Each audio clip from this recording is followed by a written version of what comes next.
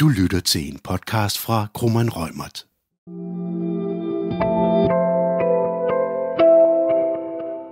Velkommen til jer, der lytter med. Du lytter til et afsnit af vores podcastserie om startup og venture, hvor vi fokuserer på warrant-programmer og investeringer. Jeg hedder Ulrik, og jeg er senioradvokat ved advokatfirmaet Kromann Reumert. Og jeg hedder Amalie, og jeg er advokat her hos Kromann Reumert. Hvis du ikke allerede har hørt vores teaser, hvor vi introducerer den her podcastserie og fortæller lidt grundlæggende om warrants og investeringer, så kan du passende starte med at høre den, så du er forberedt til den her podcast her. Og den kan du finde samme sted, hvor du har fundet den her podcast. I dag så skal vi tale om warrant-programmer og nærmere bestemt om vesting og good og bad lever. Og til det har vi inviteret en dygtig gæst, og det er dig, Christian. Vil du kort lige introducere dig selv, inden vi går til emnet? Jeg hedder Christian Bro. Jeg er senioradvokat i Kromann Reumerts afdeling for ansættelses- og arbejdsret, hvor en stor del af mit arbejde blandt andet går ud på at udarbejde programmer eller hjælpe med at udarbejde programmer til virksomheder i alle mulige forskellige størrelser. Hvis vi lige skal starte med at sætte scenen og få begreberne på plads, så ved jeg, at der er rigtig mange udlægninger af, hvad vesting er for en størrelse, Christian. Jamen det er rigtigt, det kan godt give anledning til noget forvirring, når man læser rundt omkring, og man måske også beskæftiger sig med et miljø, der er startup-miljøet, hvor man går ind og slår lidt op på Google eller lignende. Overordnet så i forhold til de danske begreber, vi bruger, der opererer vi med begrebet tildeling, og vi opererer med begrebet modning. Og tildelingen kommer forud for modningen, hvor man får tildelt nogle warrants, og så kan de modne over en periode, indtil at de kan udnyttes. Får man kun tildelt én gang, eller kan det godt ske over en længere periode? Man kan strukturere det på alle mulige forskellige tænkelige måder, og en af måderne at strukturere det på, det er jo, at man ikke får én tildeling, men at man får nogle successive tildelinger over en længere periode, hvor det kan være aftalt, at man for eksempel får en tildeling hver eneste år. Der kan være forskudte tildelinger, sådan at man skal hen over en cliff eller en klippe, før man får den første tildeling, sådan man for eksempel går 1 år, før man overhovedet får en tildeling efter et program, og så kommer det successivt bagefter. Og det vil så altid være betinget af, at man fortsat er ansat i virksomheden på de tidspunkter? Det vil man typisk sætte direkte ind i aftalen, ja, det er betinget af fortsat ansættelse. Og det, der er meningen med det er jo selvfølgelig, at det her det skal skabe et incitament for medarbejderne at være med på den rejse og værditilvækst, som startupen skal have. Så man ser normalt sådan en periode, en tildelingsperiode på måske 2, 3, 4, 5 år, hvor at du så løbende nogle portioner får tildelt, og så har du så også en modningsperiode, at når du så har fået tildelt, jamen, hvornår modner din warrant til, at du kan få en anpart eller en aktie ud af det? Jamen altså, man kan jo ordentligt sige, at der kan struktureres på 2 måder. Den ene model i forhold til en modningsperiode er, at der er en vis periode, som kan være tid, eller nogle performance-mål, der skal opnås. Og den anden model, det er, at det er et exit eller et salg, der ligesom udløser en modning efterfølgende. Og når de betingelser enten i form af en exit, eller i form af tid, eller nogle kriterier er opfyldt, jamen så kan man så udnytte warrants. Og et begreb, vi tit støder på i forbindelse med vesting, det er jo så også det her udtryk cliff. Klassisk startup slang med sådan et engelsk udtryk. Det kan oversættes til klippe, men hvad forstår du ved det, Christian? I en startup-kontekst, der kan man jo forstå det i hvert fald på den måde, at man står og kigger op af en klippe, og det tager 1 år, for at man kommer op af den. Og efter at man er kravlet op af klippen, og det har taget 1 år, så kommer der en tildeling der. Det kan også være et program, man får lavet på den måde, at i den, efter du har fået en tildeling, så er der en modningsperiode, hvor man kan sige, at der for eksempel skal gå 2 år, før du har en mulighed for at udnytte. Og hvis du stopper inden der, så kan du tage alt fra folk. Det kan jo være så en cliff, du har bygget op inde i modningsperioden. Det, som jeg forstår, der er det sædvanlige inden for startup-miljøet, det er at operere med tildelingskliffen, kan man kalde, hvor man skal sige, før man overhovedet får tildelt noget, der vil der være for eksempel en periode på 1 år, som du skal igennem, før den egentlige tildeling sker. Og formålet med det vil jo så ofte være, at man lige kan se medarbejderen an, inden de så at sige bliver lukket ind i det gode selskab og cap table. Jamen det er korrekt. Og man kan sige, omvendt vil man jo også godt, efter den nye aktieoptionslov, vil man jo også godt kunne tage alt fra folk, hvis man ønsker at have sådan en model. Men det skaber måske nogle andre incitamentsmæssige problemer, hvis man har nogle leverbestemmelser, der er meget hårdere, det kommer vi jo tilbage til. Så langt, så godt. Det er vesting. Hvad er så good og bad leaver? En good og bad leaver regulering, det kender man fra den gamle aktieoptionslov for at starte et sted. Den er blevet ændret. Så den good leaver bad leaver sondring, der var i, i den ufravigelige lov tidligere, den gælder ikke længere.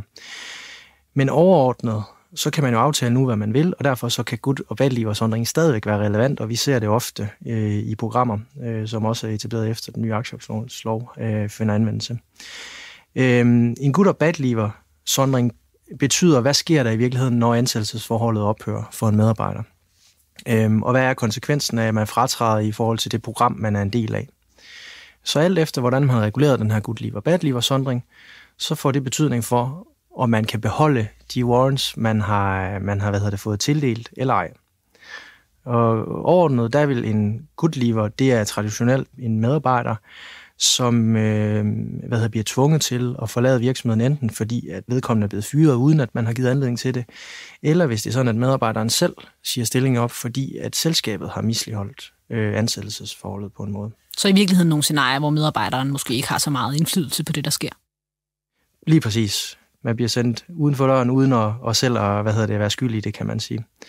Og på den anden side, der står der så bad leaver-scenariet, hvor det traditionelt er en person, der selv siger op, eller bliver fyret af virksomheden, hvor man har misligholdt ansættelsesforholdet. Så det er medarbejderens forhold, der i virkeligheden er skyld i, at medarbejderen går ud af døren. Og i den situation har man så et bad leaver-scenarie, hvor man tager alle ikke modnede warrants fra den medarbejder. Hvor finder man de her vilkår henne? Du siger, man kan regulere det i aftalen.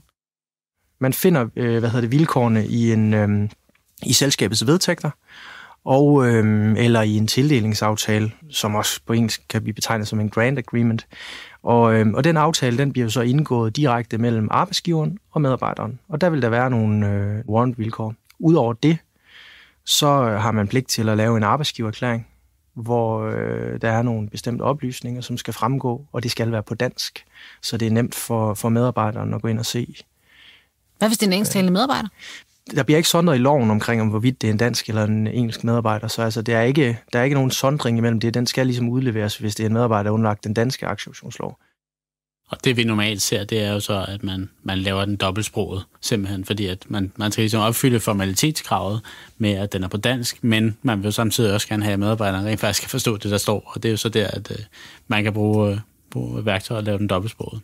Det er sjældent, vi har sådan nogle regler på dansk om, at nogle ting skal være på dansk, men det har vi altså lige præcis med arbejdsgivererklæringen.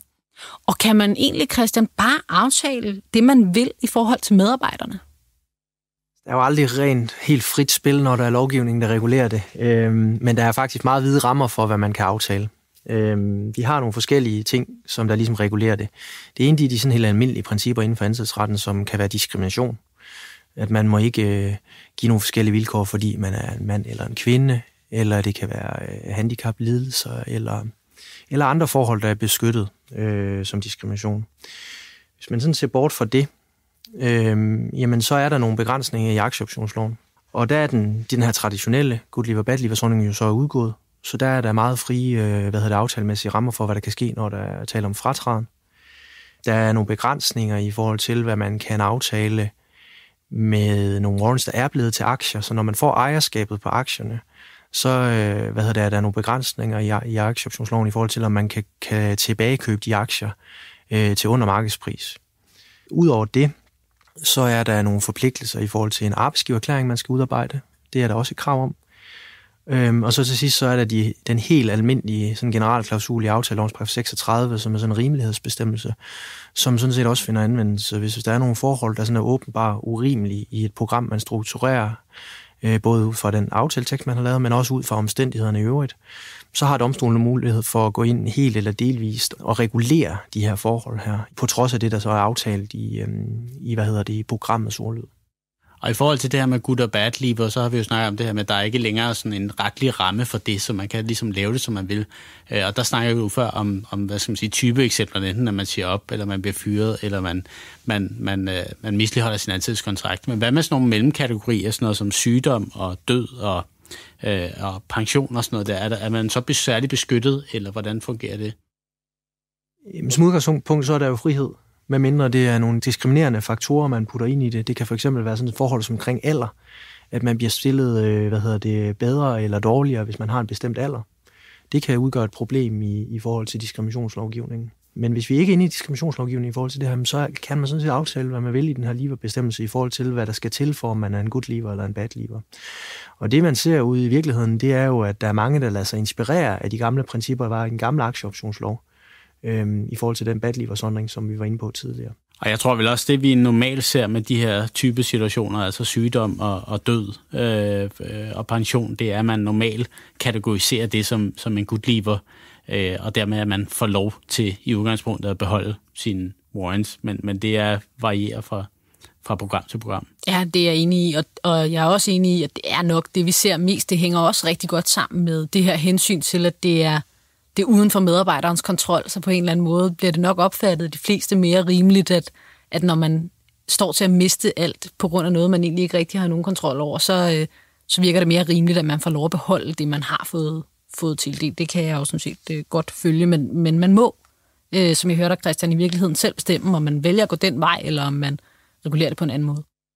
Man kan jo lave de her leaverbestemmelser på den måde, man synes, det passer bedst. Der kan være forskel på, om du er en stor virksomhed, der kan være forskel på, om du er en lille virksomhed, men der kan også være en kæmpe stor forskel i forhold til de traditioner, vi har i Danmark, og så hvad man har i udlandet. I udlandet er min erfaring, at man har det er selvfølgelig meget sædvanligt at have sådan nogle dødsbestemmelser inde eller lignende, men man har måske en anden tilgang til at være mere tilbøjelig til at rive gulvtæppet væk under folk i forhold til at sige, at i en del flere situationer vil du være bad leaver, også selvom du ikke selv er skyldig i det. Men det siger vi er lidt blødsødende.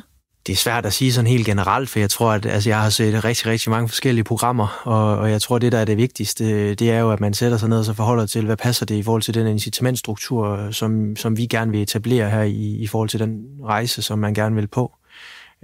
Og jo mere man skruer ind på de forskellige parametre, jamen desto mindre kan incitamentet jo være i forhold til at deltage på den rejse. Og når du så ser, for det er ikke nogen hemmelighed, det gør du, vores programmer fra Startup og Venture side, er de meget forskellige fra dem, man har i store virksomheder? Ja, det er de jo, i den forstand, at i de store selskaber, der vil man jo typisk have en anden lønpakke, hvor man jo i startup-miljøet måske har et fokus på, at man ikke kan tilbyde den høje, attraktive løn, som der gør, at der måske er et andet behov for at fastholde de her personer her, som kommer med ind fra starten af, og som er meget, meget vigtige at fastholde. Og der kan der være nogle andre parametre, man har behov for at skrue på i forhold til de fastholdelseselementer, i forhold til sådan store programmer, som måske kan have mange flere medarbejdere inde, hvor det behov for fastholdelse måske ikke er helt lige så stort på den sådan helt almindelige brede palette. Og så måske også den forskel, at man i startup vil se en naturlig større fokus på, at warrant-programmet bygger på den her rejse, man ser hen imod mod et exit en dag, som jo er det, de fleste vækstvirksomheder drømmer om eller arbejder imod, og derfor bliver det bare en helt afgørende faktor, at jamen, det er det, man ligesom arbejder hen imod, og det er det, som programmet ligesom skal understøtte, at det er der, at der kommer en stor payout til deltagerne. Og det er jeg enig i, og der kan man sige, at det, der kan være det vanskelige i forhold til det er jo at finde en balance imellem, hvad der er det langsigtede mål for selskabet, og så en mere, på den korte bane, hvad man skal opnå i forhold til, om man har et exit som udnyttelsestidspunktet, i forhold til altså hvornår en modningstidspunkt, hvornår der er noget, der kan udnyttes, eller om vejen derhen måske ikke også kan være interessant, sådan at det ikke behøver at være et enten eller, men at medarbejdere, der måske har været med på halvdelen af rejsen, måske også får et eller andet, i stedet for, at det kun er det sidste. Og det er nogle af de overvejelser, man skal gøre sig, når man sidder og skriver sådan et program. Hvad er den tidshorisont, vi opererer med? Tingene kan både gå op og ned. Og der skal man jo fastholde det incitament, der er i, og blive ved med at være med på rejsen. Og hvis jeg må spørge lidt ind til det her, for det er jo en helt rigtig betragtning også, når jeg ser på, hvordan virkeligheden er i en startup. Altså man er nødt til at prøve at sjusse sig lidt frem til, hvad er det faktisk, vi kigger ind i. Man kan jo aldrig vide, hvor lang ens rejse bliver. Men man skal vel gøre sig nogle overvejelser i forhold til tildeling, for nu at være helt lavpraktisk. Altså, når man skal til at tildele til nogle medarbejdere, hvad skal man tænke med for at ramme den incitamentstruktur, du taler om her? Jamen altså, det gælder jo at forholde sig til det incitament, som er nødvendigt. Hvad er baggrunden for, at man etablerer sådan et program her? Og der skal man jo kigge på alle de knapper, man kan skrue på. Nogle af knapperne, det er, at der skal ikke være tale om for lange perioder, hvor det er uopnåeligt og nå målet, som kan vi anse for at være sådan helt unfair vilkår, som slet ikke skaber noget incitament for medarbejderne til at komme ind i programmet. Det kan også være, at man slet ikke opfatter, at man kan nå det. Altså hvis der går 6 år, før jeg får noget, så virker det måske som uoverskueligt lang tid. Det kan være lidt svært at gennemskue, hvad der kommer til at ske om 6 år. Omvendt så skal det heller ikke være for blødt. Altså der skal jo være nogle kriterier, der er stillet op, som er klare, som man kan forholde sig til, sådan at man ved, hvad man har arbejdet efter. Man skal ikke give mere end nødvendigt. Og min erfaring er, at det er mest normalt med en periode på et program, hvor man kører over 3 til 5 år. Og alternativet til det er, at man har exit-programmer, hvor man så kan arbejde med en lidt længere tidshorisont, hvor det så ligesom står og falder med, om den exit, den kommer. Helt overordnet kan man jo sige, at det kan være hensigtsmæssigt at arbejde med flere løbende tildelinger, i stedet for få store, sådan at man ikke spekulerer i de mekanismer, der ligesom er bygget ind, men at det ligesom ligger som perler på en snor. Og udover det, så kan man jo sige, at vi har den her cliff-model, hvor man skal hen over klippen, for man overhovedet får tildelinger. Der får man jo mulighed for at se medarbejderne an, inden at man lukker dem ind i programmet. Og Christian, hvordan er det så med det her good og bad lever? Altså når der er man som formentlig founder skal sidde og beslutte, hvordan man skal gøre det her, udover at man selvfølgelig får nogle inputs fra sin advokat, hvad der er normalt og sådan noget der, så vil der jo være noget spillerum til, at man kan skræddersy det til ens virksomhed. Og hvad er det for nogle overvejelser, du synes er vigtigt, at man gør i den forbindelse? Jeg synes, det er vigtigt, at man går kritisk ind til det, og så siger, at man har mulighederne for at aftale, hvad man vil. Men der bør være et fokus på, om det er nødvendigt at skabe nogle strukturer, hvor medarbejderne ikke kan miste det hele, uden selv at være skyld i det. Og derfor bør man jo gå ind og vurdere, om hvorvidt at man vil lave en good leaver, bad leaver sondring, for at kunne sige til medarbejderne, at de selv har styringen over, hvornår de mister retten til de warrants, der er blevet tildelt. Det er der mange medarbejdere, der vil opleve som et meget mere attraktivt program at være med i, hvor man selv har styring på det, og man kan på den måde ligesom etablere en anden incitamentstruktur med programmet. Det synes jeg, man skal gå ind og forholde sig kritisk til helt fra starten af, og gøre sådan nogle overvejelser omkring, hvordan man ønsker at strukturere det. Og hvis man har good og bad leaver bestemmelser inden, så har vi hørt nu, at så har man egentlig rimelig frihed til at beslutte, hvilke ting, der så skal være henholdsvis good og bad leaver. Vil der være nogen, der har en holdning til det her? Så jeg tænker, medarbejderne helt sikkert, de vil nok synes, at det er mere rimeligt, hvis de kommer ind i noget, hvor det er sådan baseret på, hvad de har kontrol over. Men hvad med investorer for eksempel? Jamen altså, investorer kan jo godt have en holdning til, at der kan være nogen, man synes, der måske har for gode vilkår. Hvis det er sådan, at hvis man ikke læner sig op af den tradition, som der er for eksempel i Danmark ud fra den gamle aktieoptionslov, det er noget, som mange i Danmark vil kende. Omvendt, hvis man arbejder med udenlandske investorer, så kan de komme fra et andet sted.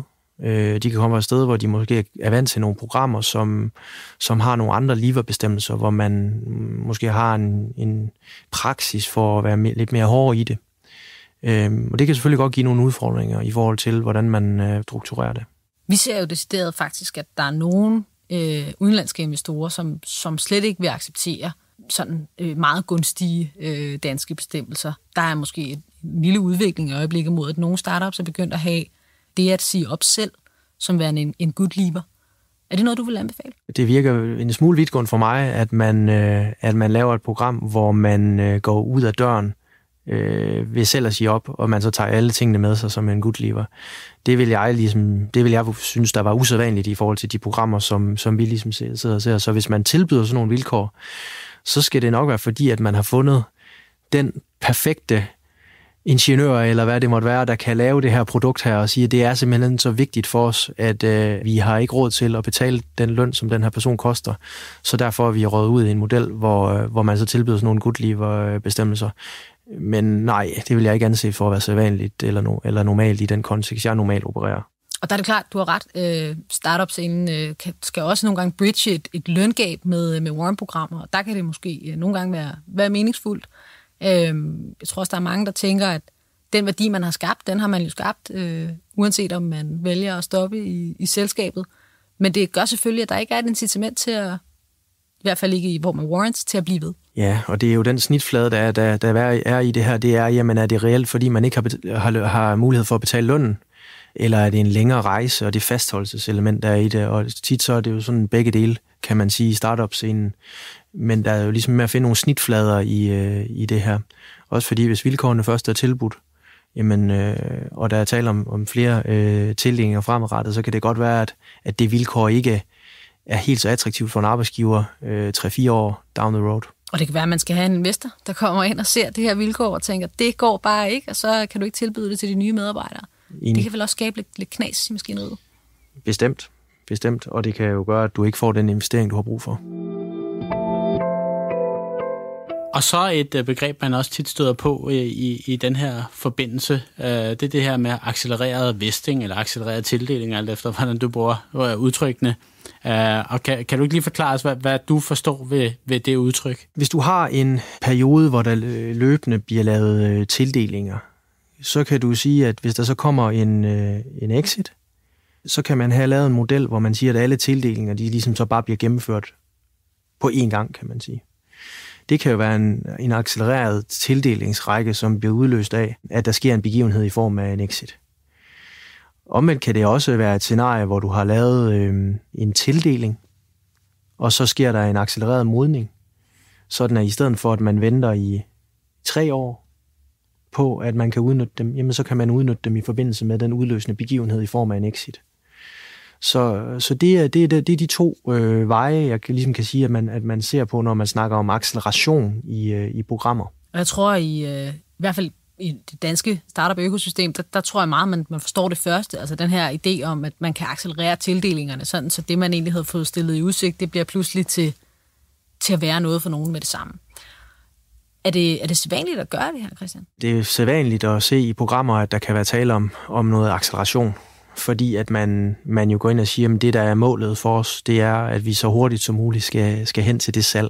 Og ved at lave den acceleration, der får du medarbejderne til at have et øget fokus på, at hvis vi opnår det, så ligger der en gulerod i det for mig, fordi så accelererer det her program her. Omvendt kan man jo måske have nogle udfordringer i, at man har fået nogle medarbejdere ind i et program, som måske ikke har været med på hele rejsen. Og hvis man har lavet de samme tildelingsmodeller med det samme antal osv., men så kan der være nogle udfordringer måske i, at alle får det samme, fordi at det bliver accelereret hurtigt, uden at man har været med over den samme tidsperiode. Så lidt groft stillet op, så har vi en medarbejder, der kommer ind ad døren 5 minutter før et exit, og så bare får fuld valuta for pengene, i modsætning til dem, der har været med i 4 år. Ja, og det er jo desværre, altså trade-off, det er jo også der er et emne, der giver meget så meget diskussion, når man skal lave vilkårene, fordi du står på den ene side og siger, jamen, vi vil jo sådan set gerne have, at alle arbejder fuldt ud for, at exit sker, hvis det rigtige exit kommer, at det så i teorien kunne ske inden for et halvt år, og at der ikke er nogen, der tænker, det er jo måske lidt bedre, hvis jeg lige ventede lidt, fordi så får jeg lidt mere af min warrant. Det er jo sådan den ene side af sagen, og på den anden side, så vil du sige, jamen dem, der lige kommer ind ad døren 5 minutter i 12, skal de have fuld valuta af den værdiskabelse, der har været, som man ligesom var det, der var meningen, man skulle betale dem for løbende med tildelinger, eller er det okay, at man siger, okay, vi nåede vores exit, så får du faktisk alt det, vi havde tænkt, og det er jo bare en svær afvejning af noget, som altid giver anledning til diskussioner. Der er vel også en risiko for, hvis man laver sådan en fuld acceleration, at man et eller andet sted giver et incitament til medarbejderne til at stoppe i virksomheden ved det exit, fordi så får de alle sammen fuld payout, uanset hvor længe de har været der, og så kan man da godt blive fristet til at tage på en lang ferie. Det kan man sige, det handler jo altid om, hvor store pengebeløb vi snakker om, i forhold til, hvor langt man kan rejse væk, og hvilket transportmiddel man skal bruge. Men hvis man køber sig ind i et selskab, og der sker en acceleration, og programmet stopper, så skal man jo nok gøre nogle grundige overvejelser om, hvorvidt at det er nødvendigt at etablere et nyt program med henblik på at prøve på at fastholde de her medarbejdere her på anden vis. Og hvis vi så går over til et helt klassisk spørgsmål, som de fleste startup, hvis ikke alle, der laver et warrant-program, vil støde på, det er jo, at man synes, man har det perfekte team. Man tager nogen ombord måske, der er nogle nye, og de får lov som en del af de tilbudte ansættelsesvilkår og komme med i Warrant-programmet, og så viser det sig efter en periode, at det var faktisk ikke den rigtige til teamet, og det kan jo være efter en måned, eller det kan være efter et halvt år, eller et år. Hvad gør man så? Hvad kan man gøre i den situation? Altså, der er nogle forskellige knapper, man kan skrue på. Den ene, det er, at man kan lave et klippestruktur, hvor man for eksempel siger, at du får ikke nogen tildelinger, før du har været i selskabet i 12 måneder. På den måde så får du mulighed for at kunne se folk an, og det er jo selvfølgelig betinget af, at du så fortsætter ansat, ikke? At du så får den tildeling. En anden model kan jo være, at du går ind og kigger på good leave og bad leave bestemmelserne i et program. Altså, hvad sker der i forbindelse med fratræden af ikke modnede varianter? Hvis man har en hård bad leave-situation, jamen, så vil man kunne tage alle warrants fra en person, uanset hvad der er baggrunden for opsigelsen. Det kan både være en situation, hvor medarbejderen selv opsiger, eller hvor selskabet opsiger medarbejderne ligegyldigt, hvad der er grunden til det. Det er sådan set det spillerum, man har arbejdet indenfor. Og der skal man jo gå ind og forholde sig til, hvordan ønsker vi at strukturere det her? Hvad er det vigtigste for os? Er det vigtigste for os, at vi simpelthen ikke kan tåle, at vi har en dårlig ansættelse, der får noget med, kontra fastholdelsesmomentet og værdien i programmet for medarbejderen, hvis man går ind og kigger på bad leave og good leave. Og derfor ser man jo, at den her tildelingsdiskussion omkring cliffen, at det i startermiljøet kan være en attraktiv model og ligesom at prioritere. Så, men hvis vi lægger til grund, at man har gået med den sædvanlige, traditionelle danske good og bad leave, altså så må man jo så normalt skride til at afskede vedkommende. Og hvad sker der så? Jamen, hvis man afskeder, og man kører med sådan en normal good leave og bad leave sondring, som vi kender det fra den gamle aktieoptionslov, så vil udgangspunktet jo, eller så vil det være sådan, at hvis medarbejderen selv har sagt stilling op, så bortfalder de. Men hvis selskabet afskeder, så handler det om medarbejderen så at sige har misligholdt sit ansættelsesforhold, eller ej. Og mislighold er jo ikke, at man nødvendigvis ikke var det fuldstændig perfekt match til en stilling. Der skal jo mere til. Og der kan du godt stå i en situation, hvor du så kommer til at have en medarbejder, der er en fejlcasting, som i virkeligheden er en good leaver. Og så må man så leve med, at de får noget med videre, hvis vi er ud over en cliff. Det må man. Og der kan det så være en god idé at arbejde med de her løbende tildelinger, i stedet for at man får det hele upfront. Man kan vel også købe vedkommende ud, kan man ikke det? Hvis nu vedkommende er en good leaver, og de står med nogle warrants, og de skal videre i systemet. Så man har altid indgået aftaler, som der gør op med de rettigheder, som medarbejderen har. Og så her lidt på falderebet, Christian. Hvad er så det bedste råd, du vil give til en virksomhed, som overvejer at lave et warrant-program? Jeg tror, jeg vil give 2 bedste råd. Fordi det bedste råd, det tror jeg, der vil være at kontakte nogen, som ved noget om det her bredt. Der er elementer af skat, der er ansættelsesret, og der er selskabsret. Det kan være en jungle at bevæge sig ud i. Så man skal have lavet nogle programmer. De behøver ikke være komplicerede, eller noget helt nyt, men de skal indeholde de bestemmelser, og de skal være klare og tydelige, så alle de ved, hvad man har ret sig efter. Og det er godt givet ud at bruge pengene på det til at starte med, fordi det kan blive rigtig dyrt at skulle have retssager på det senere hen, hvor værdien af sådan et program måske er steget betragteligt, hvis det går godt i sådan en startup. Det andet råd, jeg vil give, det er, at man forholder sig kritisk til, hvilke incitamentstrukturer man ønsker at lave, og hvad der passer til en selv. Det skal man jo forholde sig til meget nøje, og det mener jeg, at der er lige så stor opgave i forhold til det at modtage rådgivning fra sin advokat. Det er, at en advokat giver modspil på, hvad er det for nogle incitamentstrukturer, du ønsker at etablere her, og hvad er det for nogle udfordringer, vi kan se ind i, sådan at programmet også prøver at tage højde for nogle af de forhold, som vi jo har drøftet i løbet af i dag. Tusind tak, Christian. Tak for, at jeg måtte komme. Vi håber, at I er blevet klogere på det emne, som vi har dækket i denne podcast i dag. Husk, at der kommer flere podcasts i denne serie, og at du kan finde nyttig viden om startup og venture på vores hjemmeside, krummerreumert.com. I næste afsnit af vores podcastserie, der skal vi tale om warrants, og nærmere bestemt, hvilke overvejelser man skal gøre sig i forbindelse med etablering af sit warrant-program. Nemlig, hvem giver man til, og hvor meget. Og til hjælp til det, der får vi besøg af en rigtig cool founder. Og så er I selvfølgelig velkommen til at kontakte os, hvis I har spørgsmål til nogle af de emner, som vi har talt om i dag, eller hvis I har brug for hjælp til noget andet i jeres startup eller venture. Du har lyttet til en podcast fra Kromann Reumert. Podcasten er udtryk for vores specialisters opfattelse af retsstillingen på nuværende tidspunkt. Vær opmærksom på, at retsstillingen godt kan udvikle sig løbende i takt med, at der kommer ny praksis på området. Hvis du ønsker at vide mere om emnet, så kan du tilmelde dig vores nyhedsbreve eller finde mere indhold på vores learningcenter på kromannreumert.com. Du er også velkommen til at kontakte vores specialister.